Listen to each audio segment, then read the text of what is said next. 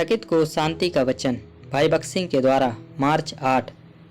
हे मेरे परमेश्वर, मैं तेरी इच्छा पूरी करने से प्रसन्न हूँ। हाँ, तेरी व्यवस्था मेरे हृदय में बनी है। भजन संहिता 40 का 8 पद। दाऊद एक बहादुर व्यक्ति के रूप में जाना जाने लगा। दाऊद के पास अपने गोफन और 5 पत्थरों पर गर्व करने का कारण था, जिसके साथ वह एक शेर और एक रीछ और गोलियत को मारने में सफल हुआ था। दाऊद के पास अन्य योग्यताएं भी थी जिन पर उसे गर्व हो सकता था। वह अनेक संगीत या वाद्यों को बजाने में निपुण था। वह सभी मामलों में विवेकपूर्ण था और आम चरवाहों की तरह नहीं था, जो आमतौर पर अज्ञानी और अक्सर मूर्ख होते हैं।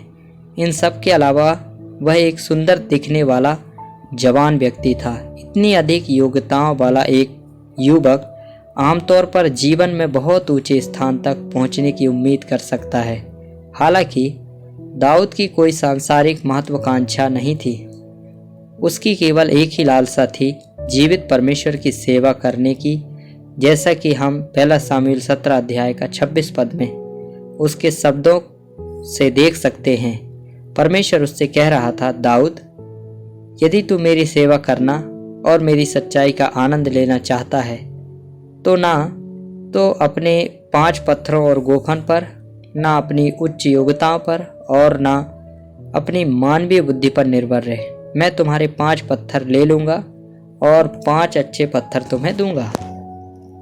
जैसे यहोवा मूसा को मिद्यान ले गया, वैसे ही अब वह दाऊद को उसके जीवन के 5 बड़े अनुभवों में ले गया और उसे एक एक करके 5 बड़े पत्थर दिए, जिन्हें वह हथियार के रूप में उपयोग कर सकता था।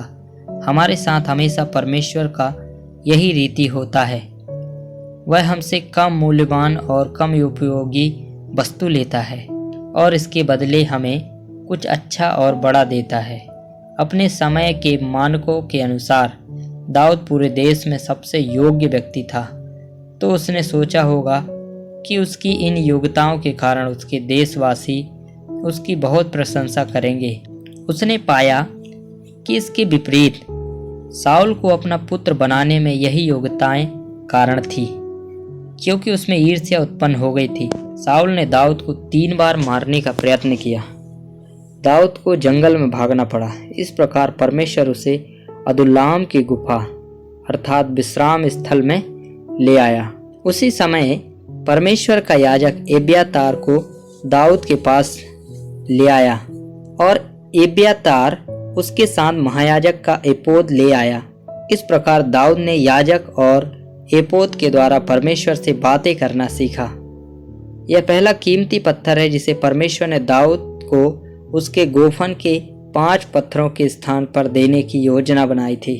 इसलिए पहला पत्थर हमारे लिए परमेश्वर के साथ बात करने की क्षमता और हमारे जीवन और सेवकाई में हर मामले के लिए उसकी इच्छा का पता लगाने का प्रतिनिधित्व करता है।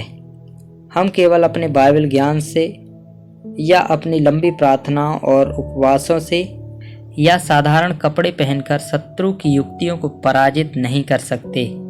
हम इसे केवल परमेश्वर की इच्छा को जानकर और उसे करके ही कर सकते हैं। अगर हम दिन प्रतिदिन विश्वास योग्यता से परमेश्वर की इच्छा पर चलते हैं तो हम शत्रु को बार बार पराजित होते देखेंगे और हम उसकी जीत को हथियाने में सक्षम होंगे। तो क्या प्रभु हमें सिखा सकते हैं कि कैसे परमेश्वर के साथ बात करें और उसकी इच्छा को खोजें और फिर उसकी आज्ञा का पालन करें। यह पहला पत्थर है जो परमेश्वर ने दाऊद को दिया।